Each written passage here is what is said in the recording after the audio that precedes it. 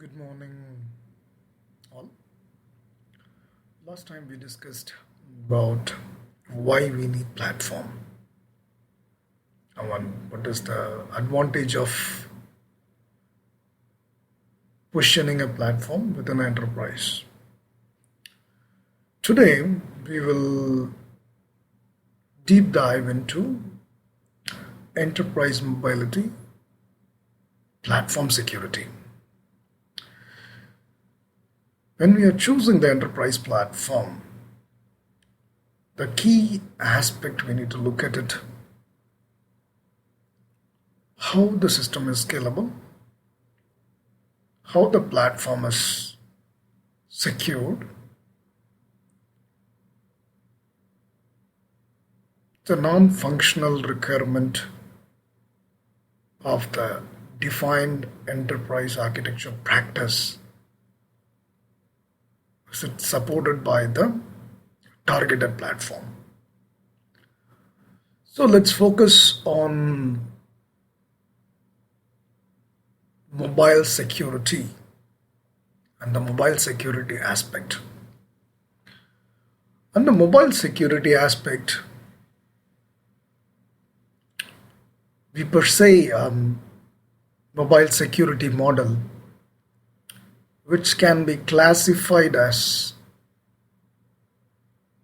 threat protection, browser security, data encryption, multi-factor authentication, digital sign-in, and SSL protection.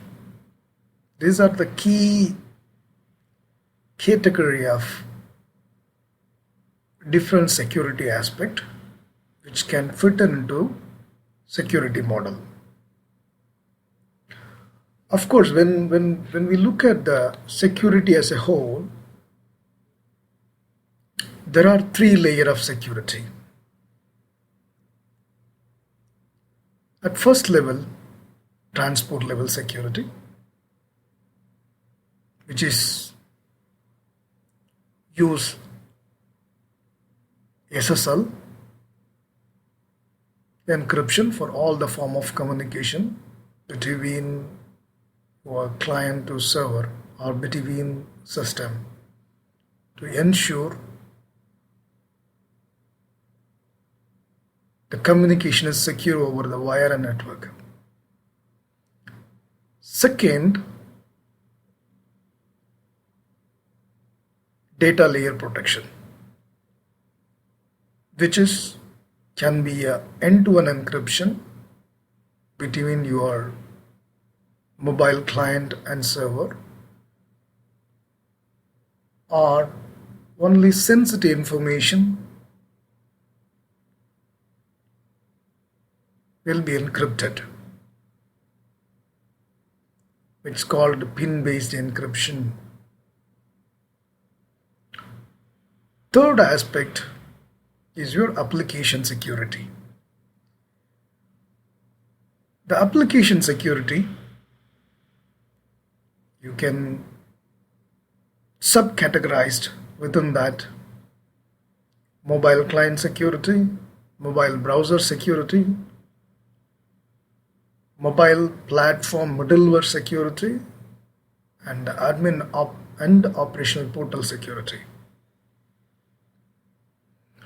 On top of it, as platform, you should look at audit trails and transaction logs,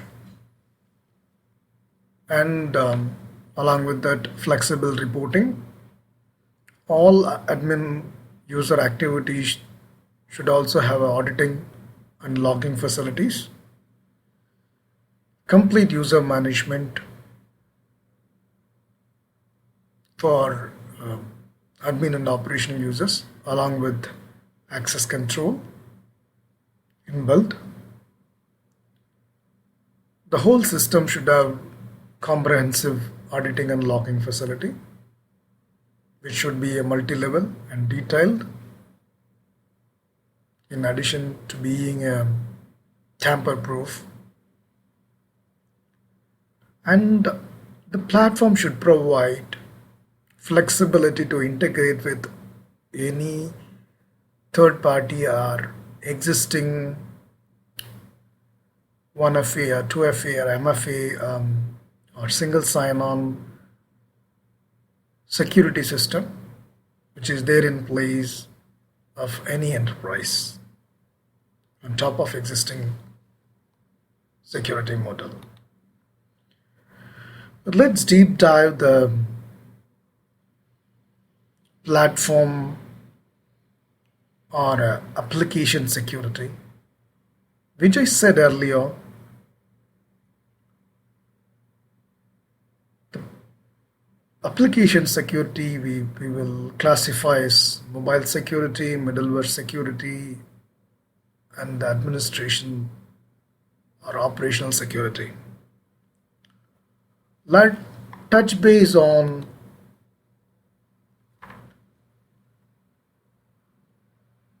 admin security,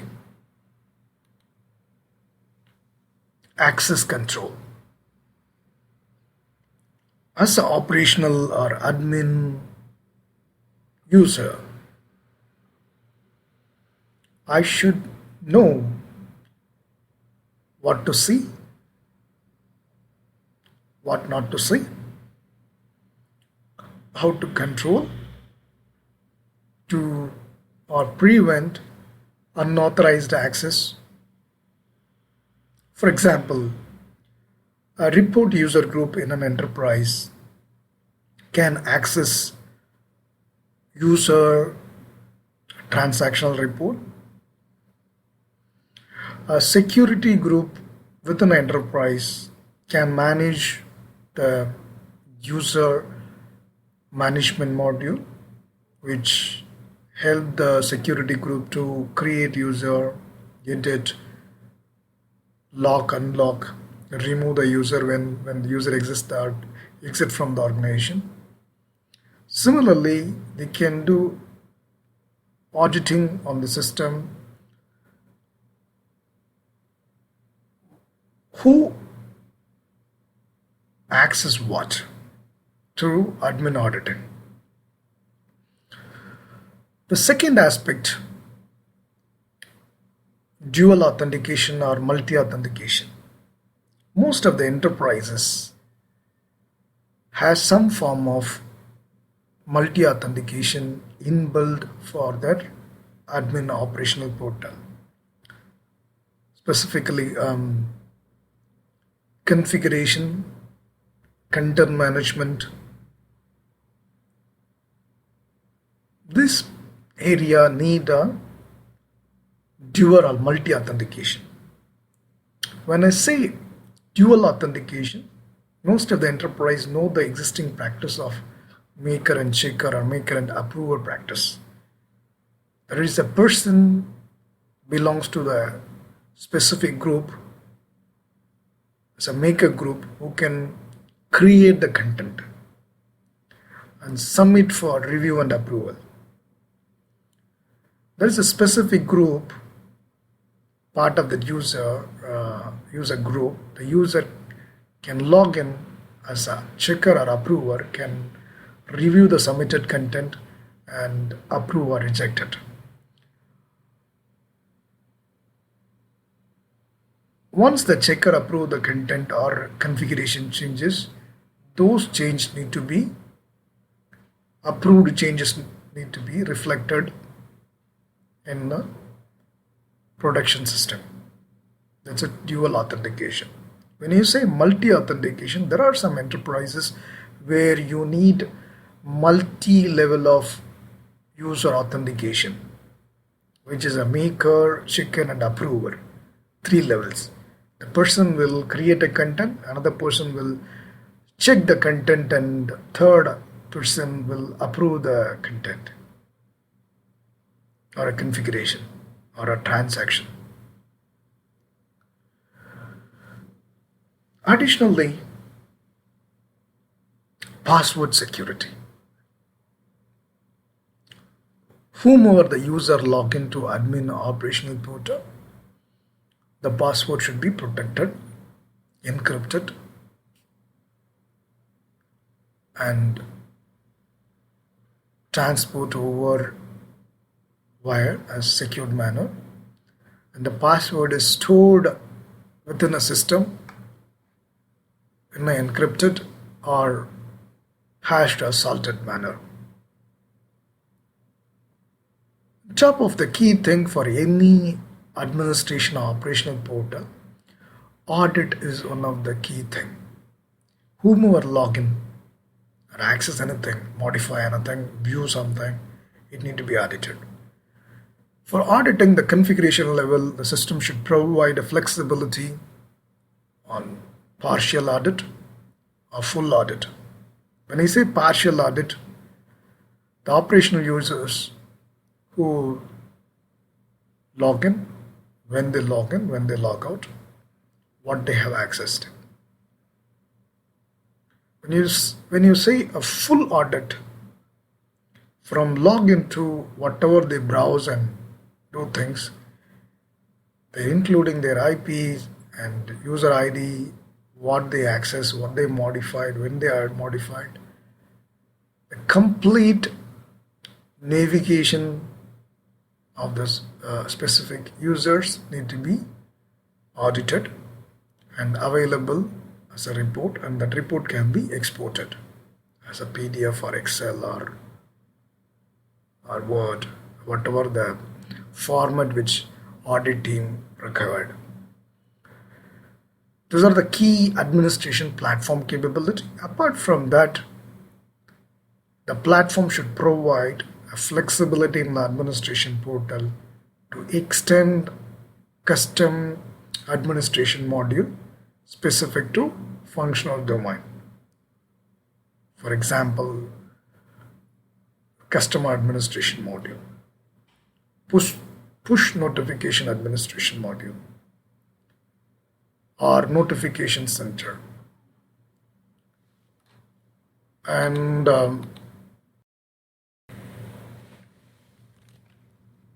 additionally, we are going to touch upon middleware security, which is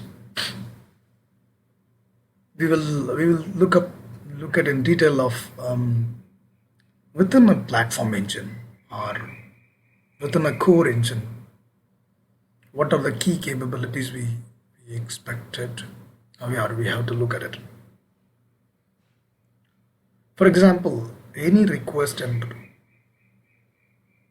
which you receive within the middleware or the platform, the input must be validated.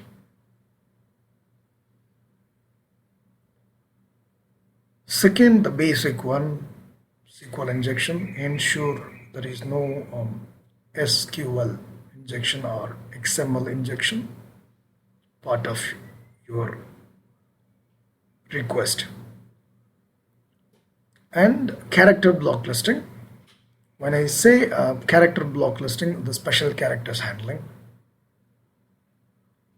There are the characters you can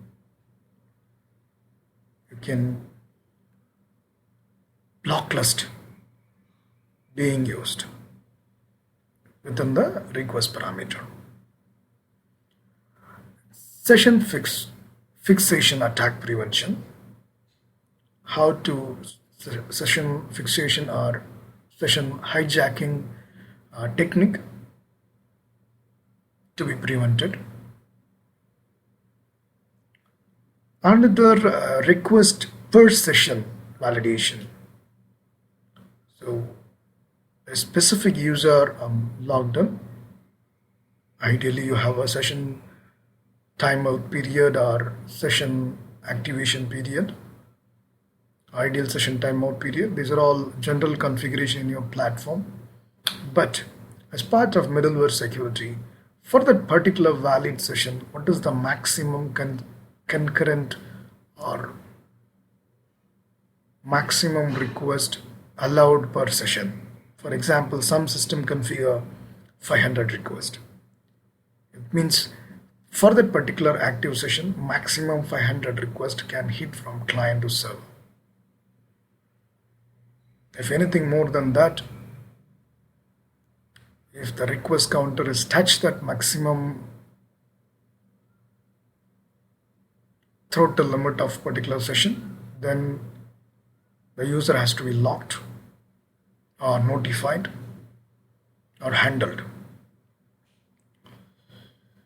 Specifically in the mobility world, the platform should provide remote locking facility. That means any point of time the platform should provide the capability to lock the specific application or provide the flexibility to the enterprise to handle on-demand requests from customer during they lost the phone or uh, probably during some situation we need to remotely lock the device or remotely wipe the applications, considering the type of application we built, the type of information we stored, part of mobility application. Another one is the application registration and application activation capability. That means you should have a mechanism to identify what type of device and platform and the device attributes and who's the person is requesting or downloading the application. Those information has to be registered, and there is a specific unique application identifier should be generated and maintained per downloaded application, and those applications can be registered and activated based on the enterprise application registration guidelines or process, part of enterprise mobility practice.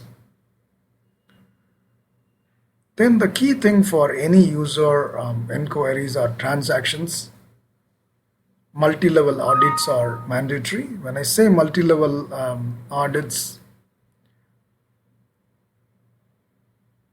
depends on the type of application, depends on the type of domain. The audit framework has to provide flexibility to capture the information in a different level, basic or intermediate or advanced level. The next one is the key management.